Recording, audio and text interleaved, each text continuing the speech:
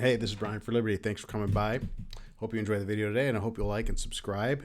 And the beauty of subscribing to my channel is as you view my prior videos, you'll notice that I'm not posting a ton, unfortunately, which means that if you subscribe and turn on notifications, you're not going to be constantly harassed by a ringing bell. So turn on the notifications, subscribe to the channel, like it, and share it if you enjoy the content.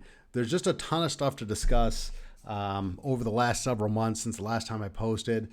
And I want to get into it. I think the place we need to start is with the big landmark decision by the Supreme Court to overturn Roe v. Wade. This is in my opinion, it's the topic of conversation. It's not really my opinion. It's kind of what's going on.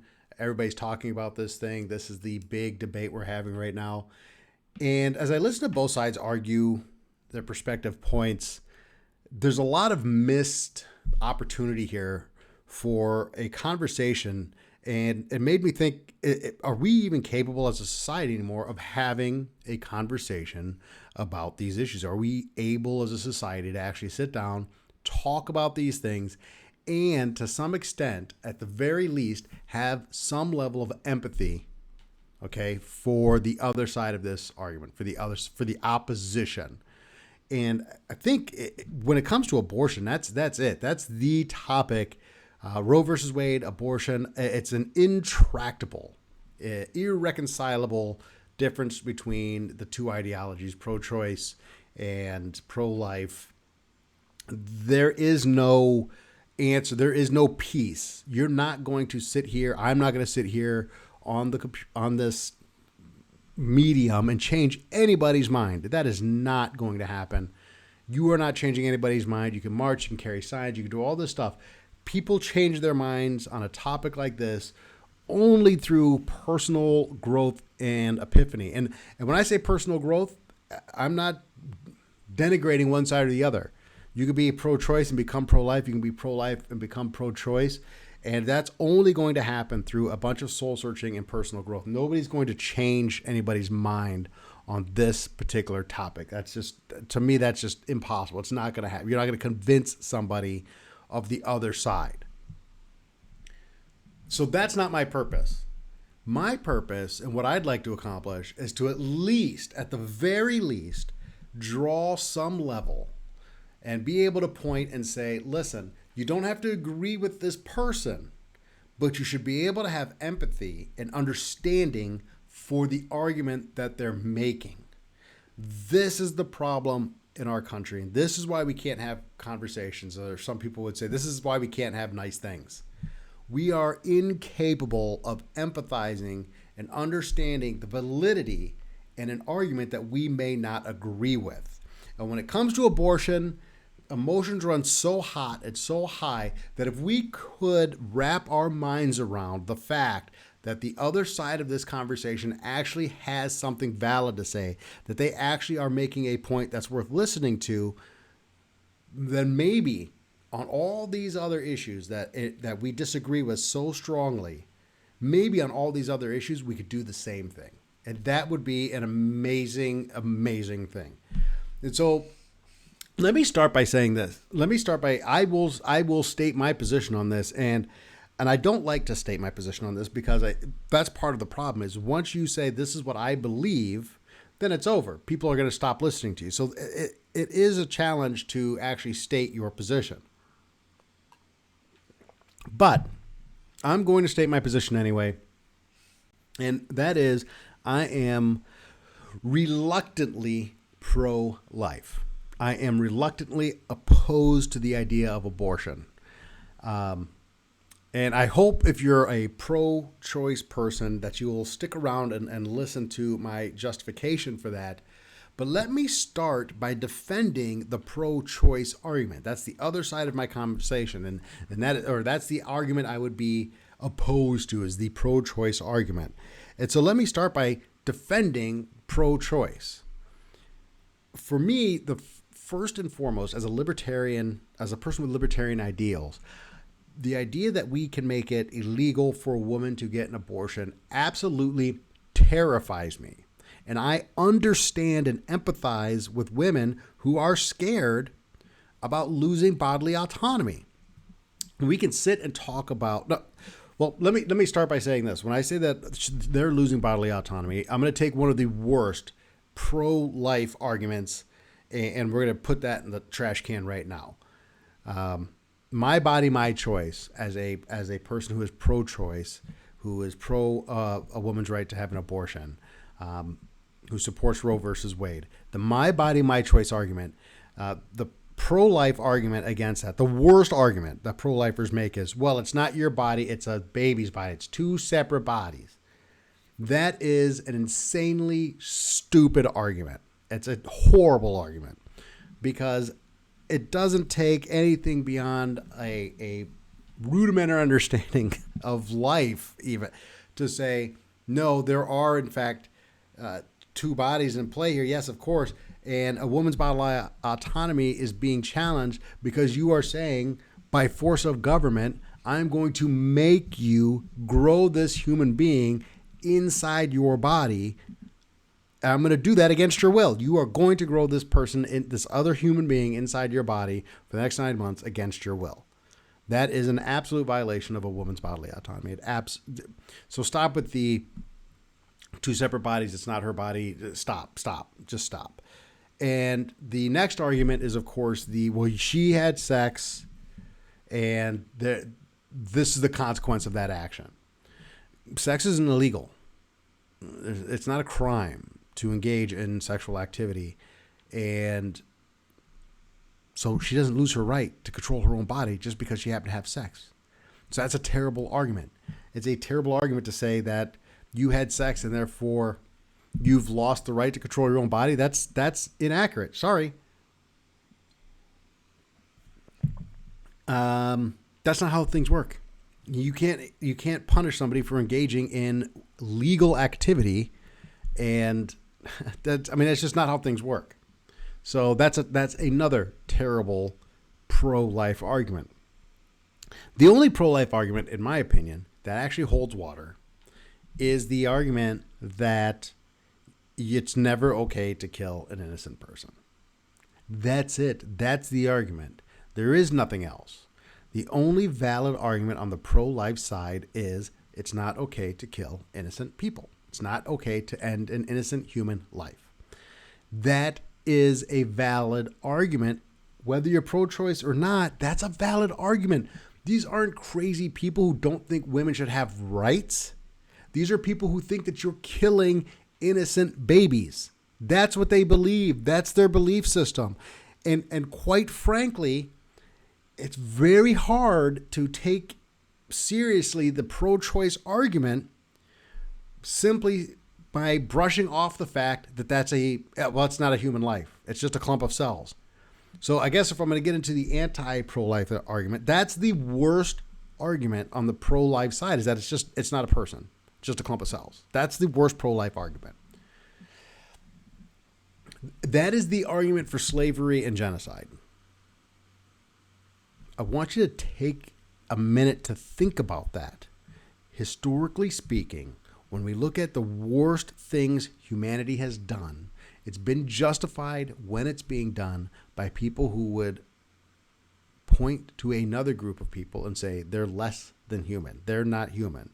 Their rights don't. This is how World War II Germany did what World War II Germany did. This is how slavery was determined to be okay, particularly here in the United States, with our type of slavery, which is relatively unique, actually. But that's a whole nother. We're not even going to get into that.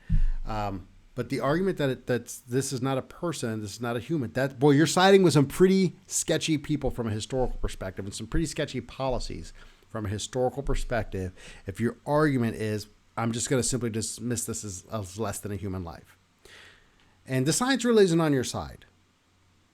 The fact of the matter is that once an egg is fertilized, it's not an egg or sperm anymore. It is a new third thing. It is a living thing that is growing, immediately starts growing, and the DNA is human. That's by definition, by scientific definition, that is human life.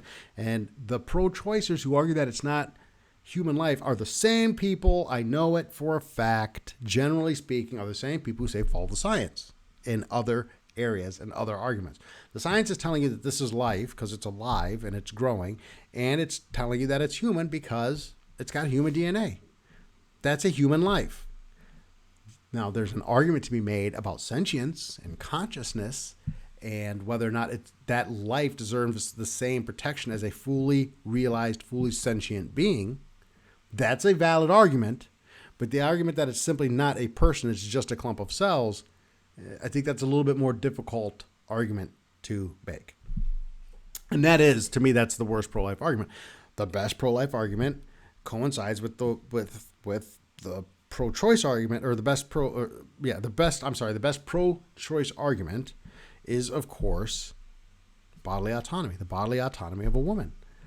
Even if you acknowledge that it's the ending of a human life, where does the inherent right come from to force one person to grow another person in their body against their will? And this is why I say that I am very reluctantly pro-life, because I look at both outcomes, both sides of the abortion argument, and I say neither of these things is good.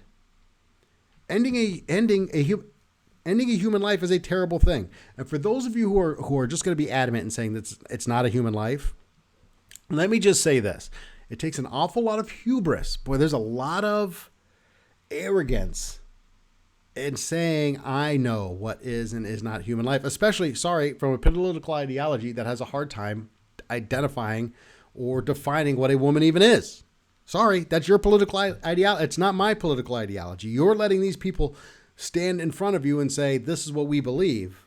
Okay. I can't define what a woman is, but I can pinpoint when and what a human life is. I don't know. It's really hard for me to take that argument seriously. Be that as it may, at the end of the day, ending human innocent life is terrible. Forcing a woman, taking away a woman's bodily autonomy is horrible. There are two horrible decisions we have to make as a society. That's the truth about the abortion argument. That's the truth in the Roe versus Wade. And that's why I agree with the Supreme Court's decision to overturn Roe versus Wade, because this is not an issue that can be settled at the federal level. This really is a state's issue, because the individual states have to determine which person, the unborn person or the woman, which one of these persons' rights outweighs the other. This isn't a decision I think that you can make at the federal. I don't think the federal government is capable of making this decision personally. And I think that at the end of the day, the right decision is to put this back into the state level. But the fact of the matter is that we're looking at two horrible options. There isn't a good, and even if you're pro-choice, okay, even if you are pro-choice, an abortion isn't a good thing. A woman having an abortion is not a positive outcome. That's a bad thing. There are physical risks. There are plenty of studies that say that women suffer from PTSD, post-abortion depression, regret. Plenty of women who have been pro-choice, have come forward and said it was a mistake, I had an abortion, So it's not a positive outcome. An abortion's not a good thing. Stop pretending like it is. Abortions are bad. Even if you believe that they should be available, it's still bad. It's a bad thing. It's not a positive outcome for women to have an abortion. Guess what? It's also not a good positive outcome for women to be forced to grow a child inside of her against her will. These are two bad things. Why don't we have a good, solid solution? Because it comes from a bad thing, and that is unwanted pregnancy.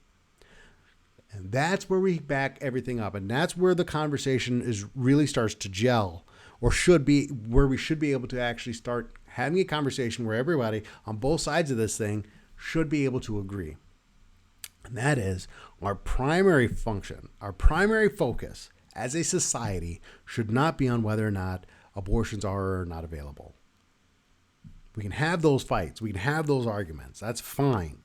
And that we can have those debates, but at the end of the day, we're never going to agree. And some states are now going to ban abortion, and some states are probably going to expand abortion rights. And there's going to be charitable organizations that transport women from non-abortion states to abortion states so they can get abortions, and all these different things are going to happen, right? We know, we can see the writing on the wall of how this is all going to shake out, and we're never going to solve that problem. But as a society, our focus should be on two things. First and foremost is preventing unwanted pregnancies. And if you are the religious right, if you are the moral right, the righteous, the self-righteous Republican who talks about Christianity and all these are the reasons I oppose this and blah, blah, you're also the people who prevented comprehensive sexual education. You're also the people who don't want, who have not made it particularly easy for access to condoms and distributing birth control. You've stood in the way of that in the past. So our primary function should be to prevent unwanted pregnancy. That means proliferation of comprehensive sexual education at the age where procreation becomes possible. Really, that's when we have to start having these conversations. We should be making birth control. Women should be able to go to their gynecologist, have a conversation about birth control, get a foundational understanding of what they should be using for birth control, and then go to Walgreens and buy it off the shelf. You should not need a prescription as a woman to get birth control. Nobody's saying you shouldn't consult a doctor. You should absolutely consult a doctor. But you should absolutely be able to go and buy this without a prescription. You should be able to buy it over the counter. So that's something that we should be talking about. We should be talking about preventing unwanted pregnancies to the greatest possible extent. Now, that's how I attack the right on this argument. Now let's attack the left on unwanted pregnancies. If we're talking about what the best possible outcome for a woman is, the best possible outcome for a woman is to not have an unwanted pregnancy. So why does the left, the ideological left in this country, is so adamant that sexualizing women is a great thing? Your political ideology also leads to lots of unwanted pregnancies on the other end of the spectrum. You're the ones who come up with slut shame. Nobody should feel any shame for anything, including slut shaming. Women shouldn't have to be dressed modestly. Women shouldn't feel guilty about having multiple sex partners. Yes, they should, because those are bad things. Men should too. Don't get me wrong. This isn't just an attack on women, but some level of sexual morality and sexual responsibility, we shouldn't frown upon those things. Everything's not okay. When you engage in poor behavior, you have poor results, and that creates poor outcomes. Unwanted pregnancies are bad, and there's not a good answer to that because it comes from a place, because it comes from a bad place. You could say whatever you want about, people should be free to make whatever decision. That's fine, but there's consequences to this. And we live in this era now where everything's okay. You can engage in whatever behavior you want. Don't slut shame me. Don't mom shame me. Don't fat shame me. We put shame in the phrase instead of criticize. You're not allowed to criticize me. Now it's shaming, and we say that as if shame is in and of itself a bad thing. No, shame is a good thing. Shame drives us to improve ourselves and lets us know when we're engaging in bad behavior. Yes, you should be ashamed. Nobody can slut shame you. You're either ashamed of your behavior or not. You don't want people to point out that that's bad behavior. That leads to unwanted pregnancy, which leads to this situation where we either have to force you to have a baby or end a human life. Maybe we should stop engaging in poor behavior as a society. So maybe the left should work on that, and the right should work on stop being so uptight and self-righteous and say, yeah, we do need to teach sexual education. We do need to make birth control more accessible, and we do need to teach women and men and women. I say this because abortion is always framed as more of a woman's issue than a man's issue. So I don't mean to put the burden of sexual responsibility on women. That's not what I'm trying to do here. But at the end of the day, we got to be able to say to young men and women, you shouldn't have sex. It's wrong to do this outside of a monogamous relationship. Realistically, it's probably wrong to do it outside of marriage, but it's certainly wrong to do it outside of monogamous relationship. We shouldn't be engaging in casual sex. We shouldn't be engaging in one-night stands. We shouldn't be engaging in that kind of behavior. That's where STDs come from. That's where, STDs, HIV, unwanted pregnancies. That's where all that stuff comes from, that behavior. And I'm not standing here on some kind of moral high ground soapbox as a person who's lived anything resembling a perfect moral life.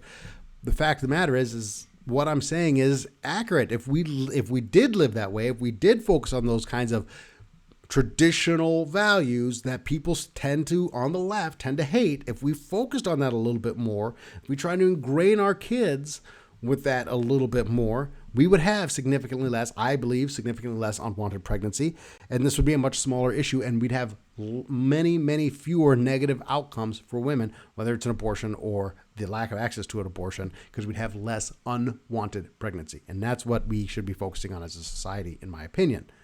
So that's the problem with that debate.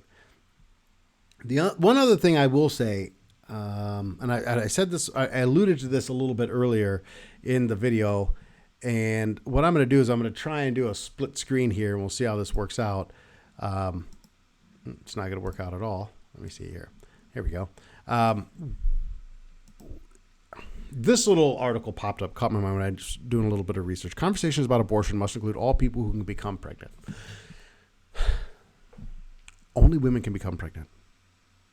Only women can become pregnant. Okay? Men can't become pregnant. Only women can become pregnant. It's really hard to take the left seriously when they talk about this, when you're letting people post. These people shouldn't be allowed to speak for you. I know plenty of Democrats, plenty of people on the left who are probably able to identify what is and is not a woman. Could we stop pretending like, come on, people,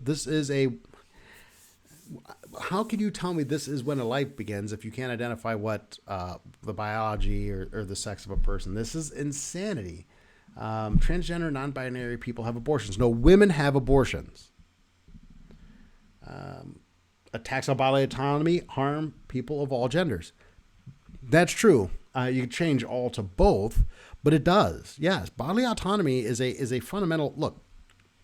I'm talking about bodily autonomy from the same people who were in support of mandates for masks, for vaccines. You better have a strong, principled argument, and you better defend bodily autonomy even when it makes you uncomfortable, right? And if you're on the right and you oppose mask mandates or you oppose vaccine mandates because my body, my choice, well, it's the same damn thing. It's the same thing. You'd better have and your justification for being pro-life and banning abortions is you're ending a human life, but you better darn well at the very least be able to acknowledge the fact that if you're banning abortions, you're taking away a woman's bodily autonomy. Stop pretending like you're not. You better, and the reason it's important for both sides to have that part of the conversation, the reason that's important is because, like I said at the very beginning of this video, we had better learn to start having some level of empathy on the other side of these conversations.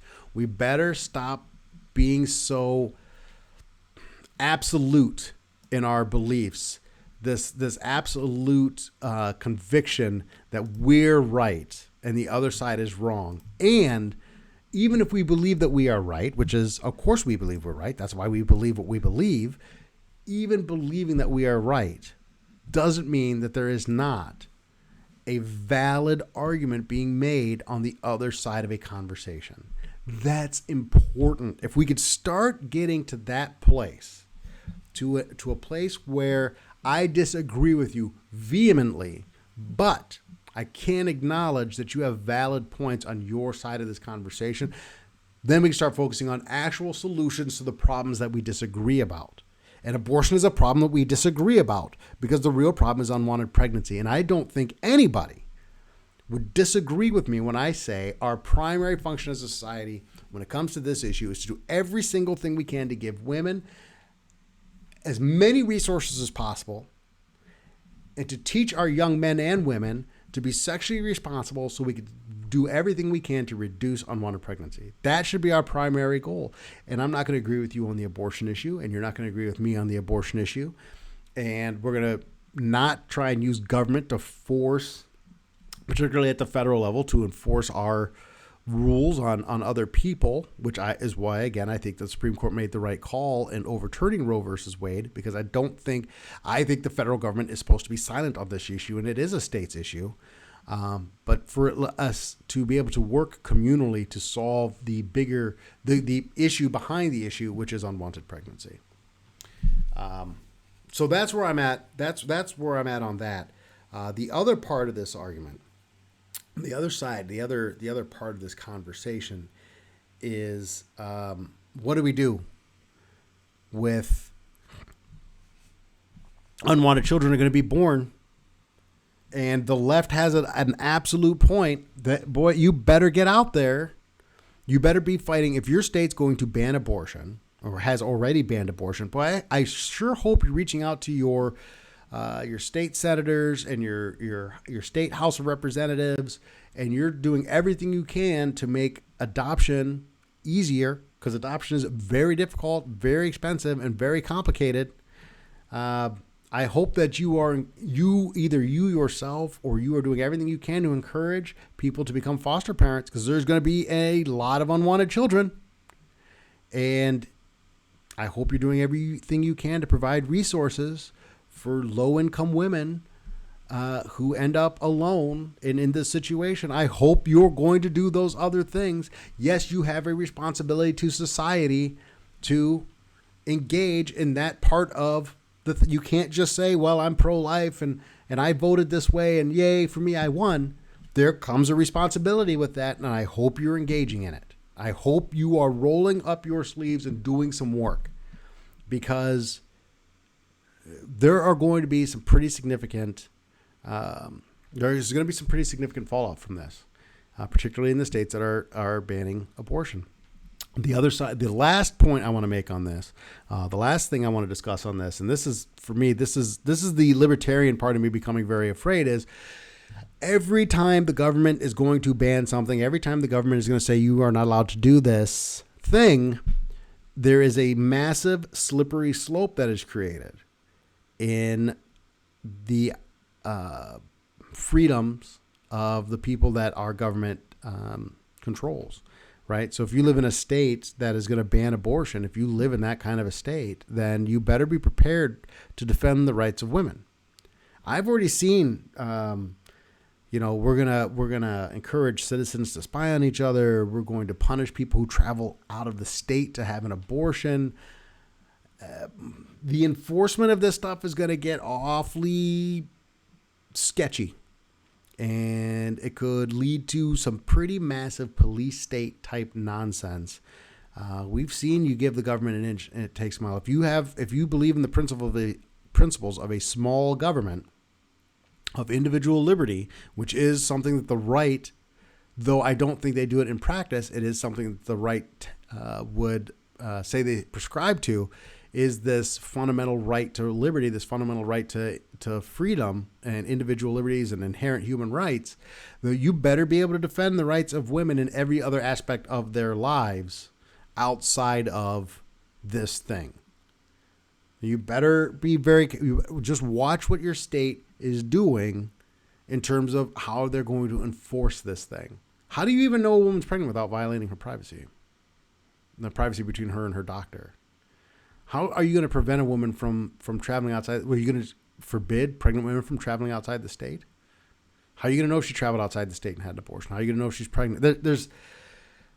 I'm telling you, there's a lot of danger. There's a lot of slippery slope related nonsense that could rear its ugly head in the face of Roe versus Wade being overturned and states starting to ban abortion. And I to say that women shouldn't be fearful of this is foolhardy. Women are completely justified in having some fear and trepidation over how these rules are going to be enforced. And that's something we definitely need to be thinking about. If you believe in the defense of individual liberty and personal freedom, but you're going to have a hard time enforcing this, and you better keep your eye out, is all I'm saying. You better keep your eye out and make sure that your government's not overstepping its bounds, because the power that they exercise over one group of people is a power they can exercise over all people at some point. Just bear that in mind. So I wanted to do a video on this. I've been wanting to do getting back into releasing videos on a more regular basis for a while. I don't know, I'm going to do my best here. We'll see what happens. But do like and leave me a comment. This is a topic I think that a lot of people have very powerful. I don't have to say I think. This is a topic that a lot of people have incredibly powerful opinions on. And leave a comment. Let's have a conversation. This is a video I might do some follow-up on. If I get some good comments in there, I might do a follow-up video on this. And if you raise a point that I missed, maybe we'll address that. But this is we'd better learn how to have conversations with each other. We better learn how to start empathizing with people we disagree with if we're going to start solving society's actual problems, because our government can't be counted on to do it.